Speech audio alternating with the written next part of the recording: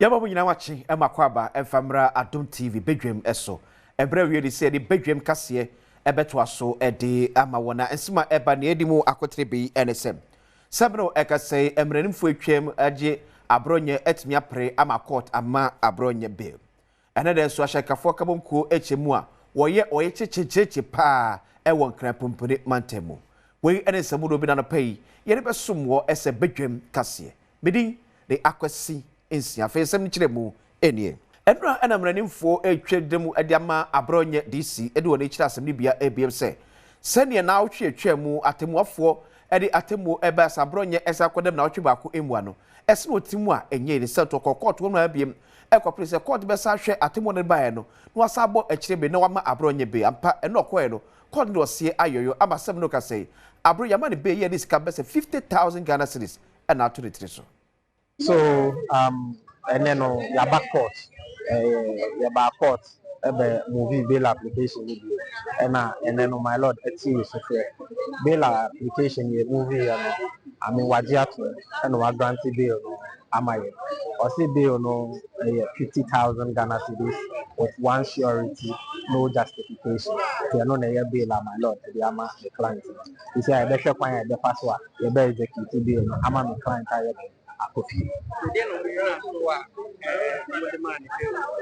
the catch report and they say if we are done I buy and be seen there. I mean the client on the condition I the assessment. I mean say last year no be who saw your but as it stands the BP. I mean or the health and editoriality until I had to run back to court. Now in fact me how I'm at court in Namin country court and they say after the last time I buy and your master any health in Onina so na onti so ya di bill no so phone na audit GPRTU any ahyekafo ekabomku awodrobi echiwe ne dai woye chechecheche pa ewo krampopene mantemu wansem nyina ede se asase ogina so elodi wo cars ede free atese aton ede ma ankorakobe na okiremu a wonte ase ne ente ase echina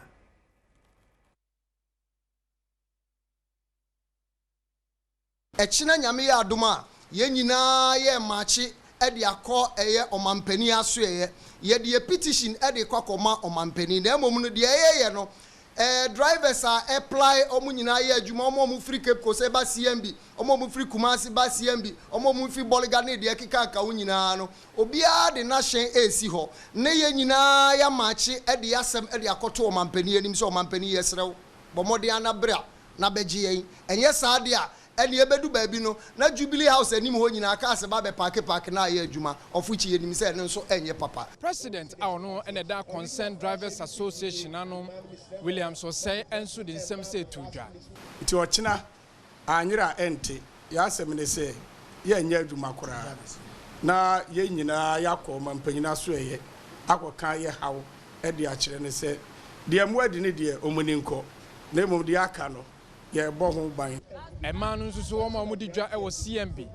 onipa ba ko gine mu ekasa ye ede ma omo no ono nso ade nsem se tudwa bebia yaduri na ema a ebinim yakunafo ebinim yesigafo enempo se wa woni be makura ate kura na be ma na ne twapom ne yahe na kanta me bia oba kita nkwala anum na bia ne kun awu agya no ana ase ne kun agya no na wo ma ba betu yen na wo de egu abonten enti se esi ya no yasem nyina ne se kakra na aka na yen Containers Owners Association GPRTU any traders no se esi ya no ya ka ye ntoma de abom ye se praye uyi ba ko ebu eye bunch na ne bu eye den Coalition Against Galamsey Ghana ababoti de sede to His Excellency John Dramani Mahama Ghana man penny enim so besenada bia ya Galamsey eya agi ensemu no na nam sifo ye won hwese obetimi atwemo nyina se ne be ya ebe ye sana ho ede ama Africa. The president, in operationalizing the KPIs he has given to all MCEs and DCEs in Galamsey endemic areas, should dismiss any MCE or DCE who has Galamsey still happening in their district or in municipality for incompetence. They should be investigated for complicity in these environmental crimes. The same should apply to the police and the National Investigative Bureau commanders in this district and municipalities. Enrichi no sane to just say excavators ahodo a wono mo akyekere e wo meaye ahodo nyina no wono mo enton na afi sike befrimu aba no wono mo emfa bi enkonkoboa Forestry Commission and afi posifo e wo ndwumedi ahodo emu.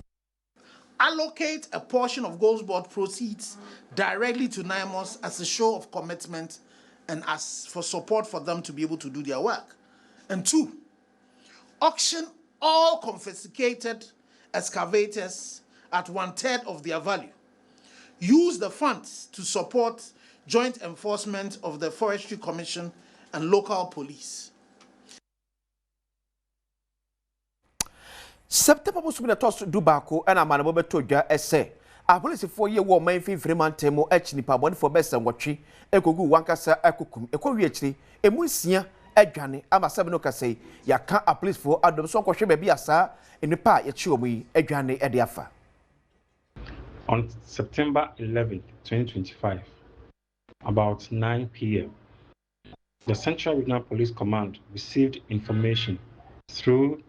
the District Police Commander that 6 out of 8 suspects, namely Kofi Asifua, Ernest Kojo, Eko Ahemfo, Tofik Faisal, Henry Kofi, and Inusa Adai, who were arrested for various criminal offenses, had escaped. That on the same day, about 8:40 p.m., the supervising inspector at the Kotokoba police station sent the station orderly to buy food for the inmates as they complained of hunger, and they later asked for water to flush the WC as the taps were not flowing. In the process of opening the cell's door to give the inmates water, 6 out of the 8 suspects overpowered the inspector and ran away. The district police commander, upon the receipt of the information, led the night patrol team in search of the suspect throughout the whole night, the same day, to no avail. Aban so for your show may any amanoniki tell you and so a year when for Samuel, Okuyeto Ablakwa, about Tebe Chechem Dietia, Ghana by Eji to Musem. I be demanded she be a year bomo every American memono, or bet you more atra Ghana, America Krebi and Sana, obey your Moko Mukromwa, or Jabo Mako. Foreign Affairs Minister Samuel Okuyeto Ablakwa and India to just say, a bibrima toye, Amaya Hodo to Kotina for Kupimo, a US minima and the Yababe Bomo, Ediaba Wonchino, Ghana Jetum say, one more Ebechesa and Crofukui. Nancy we order to just say, the government of Ghana took the principled and humanitarian decision to accept the limited number of West African nationals deported from the United States under exceptional circumstances, in line with Ghana's long-standing Pan-African ideals and unwavering commitment to regional solidarity. Many of these individuals were being held in detention, which was both psychologically and physically distressing. They were also faced with the risk of being deported to countries that are not safe and do not have the stability and human rights credentials Ghana is famed for. You need to note that President Trump has secured a positive verdict from the US Supreme Court that he could go ahead and remove these nationals and dump them anywhere. When you for Samuel Okuyeto Ablakwa and some phone shame your ye, our mampani at a crown on same to your essay, or soon would the Ghana buying. See if he said Ghana by William Shane, a year presidential yet no, say a young papa moi, a buying tongue, Yoko Fro, and Toma Mampany. Our presidential jet is in pristine condition. It is not right to be chartering £18,000, $20,000 an hour